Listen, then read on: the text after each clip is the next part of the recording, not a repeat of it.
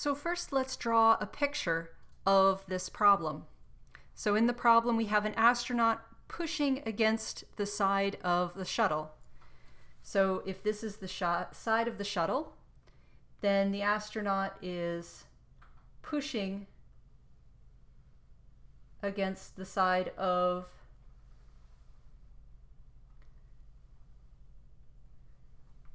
the space shuttle.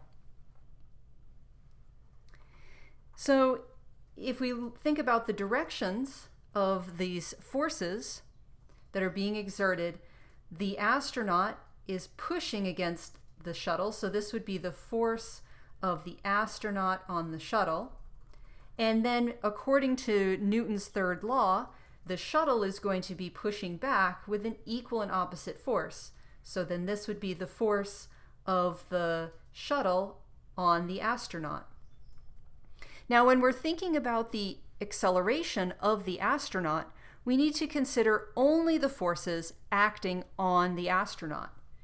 So if we represent the astronaut as a dot and draw a free body diagram, the force that's acting on the astronaut is the force of the shuttle acting on the astronaut. And since we're neglecting gravity in this problem, then that's the only force we have to worry about.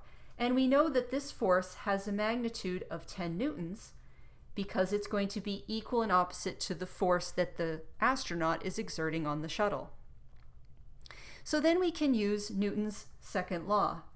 We know that the sum of the forces in the x direction is going to be equal to the mass of the astronaut times the acceleration of the astronaut in the x direction. In this case, we only have the one force that's acting on the astronaut in the x direction.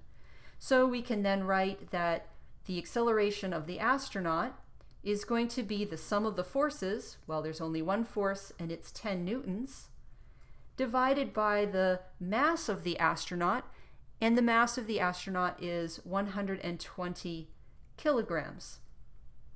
So that means that the astronaut would experience an acceleration of about 0.083 meters per second squared.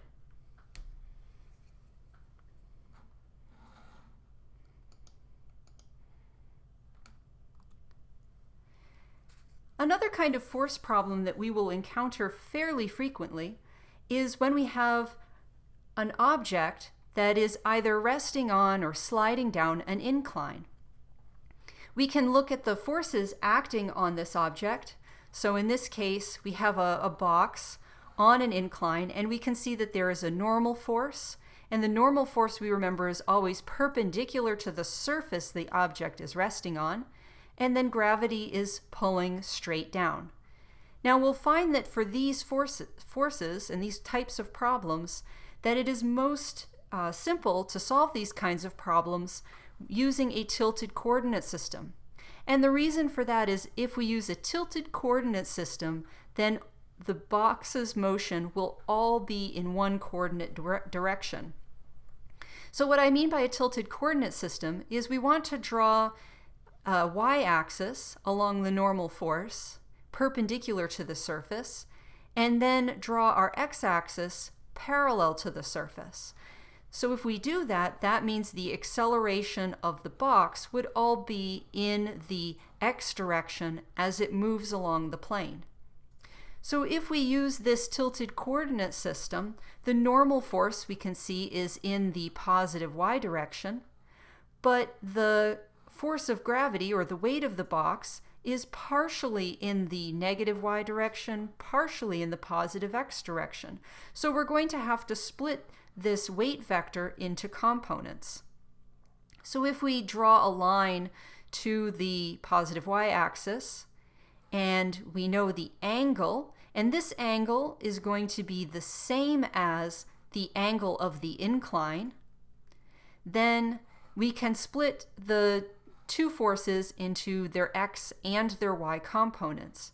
So that means the sum of the forces in the y direction is going to be the normal force, which is in the positive y direction, minus this component of the force that is in the x direction. And you can see that this component of the weight is adjacent to the angle, implying that we need to use the cosine function in order to find the y component, and that y component is in the negative y direction. Then the x component of the weight is going to be this component here, and the x component is in the positive x direction. It is opposite the angle, so we would use the sine to get at this component of the right triangle. And that is the only force acting in the x direction, so that would be equal to the mass of the block times its acceleration in that x direction. And we'll be looking at some example problems that look like this, where you have an object that's on an incline, where to analyze the motion it is most convenient to use this type of tilted coordinate system. So next we're going to want to take a closer look at friction and how we can predict the amount of friction in a given situation. So friction is a force, as we've mentioned before, that always opposes motion and is exerted in the direction opposite the direction that an object is moving or about to move. Friction is caused by surfaces rubbing or by air or water being pushed aside. So air resistance, water resistance also is a form of friction. The surfaces of all objects are rough, at least at microscopic scales, and they catch on each other. So this picture down here is actually an electron microscope picture of glass. Glass appears to be very smooth. It doesn't have much friction, but if you look closely enough, you will see that all surfaces are rough, at least if you look at scales that are small enough, and that can cause friction when surfaces rub together. There are two types of friction that we will be referring to. The first type is stationary friction. So stationary friction is the kind of friction that's acting when an object is being pushed, but it's not moving yet. So if there is a book on the table and you push it, but you don't push it with enough force to start it moving, the friction that's acting is stationary friction.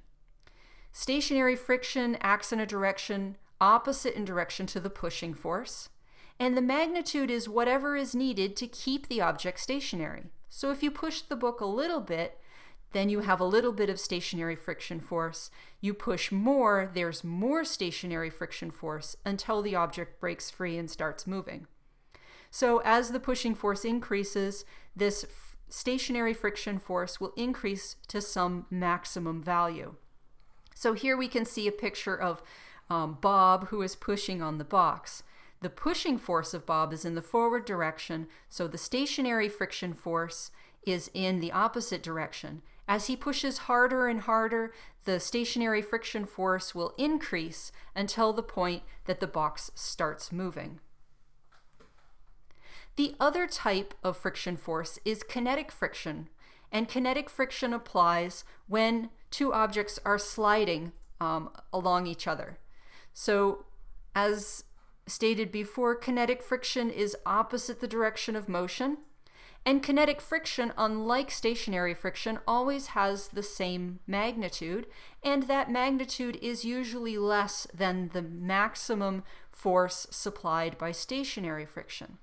So if you imagine once again pushing the box, as you push harder and harder, then the amount of friction force that is applied is more and more and more until the box breaks free. Then it becomes all of a sudden easier to push the box.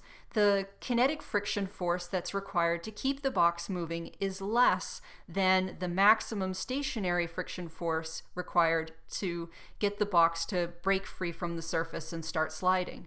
Now the reason for this is that if you have an object that is stationary, then typically there are little forces in between the atoms of the object and the atoms of the surface that it's resting on. There's little temporary bonds that form, and those have to be broken when the object starts sliding.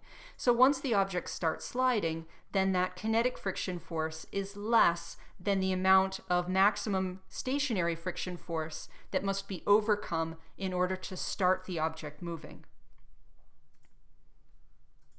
We can predict how much friction there is, and the amount of friction is actually related to the normal force.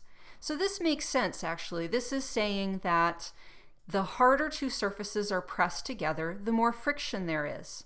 So if I have a very heavy object resting on a surface, and the surface has to supply a lot of normal force, that means the two surfaces are pressed together very tightly, so there will be more friction. This normal force gets multiplied by a coefficient of friction. So for stationary friction force, this maximum stationary friction force is equal to the stationary friction force coefficient of friction times the normal force. And for kinetic friction, the amount of kinetic friction is equal to the coefficient of kinetic friction times the normal force. These coefficients depend on the nature of the surfaces rubbing together. So you can often find tables of numbers that represent these coefficient of friction values for various materials. In general, since the maximum stationary friction force is bigger than the kinetic friction force, the stationary coefficient of friction is bigger than the kinetic coefficient of friction. And just a note on these symbols, this looks like a U, but this is actually the Greek character mu. So this is mu sub s, which is the coefficient of static friction. So here's another question. If you press a book flat against a vertical wall with your hand, in what direction would the friction force exerted by the wall on the book be?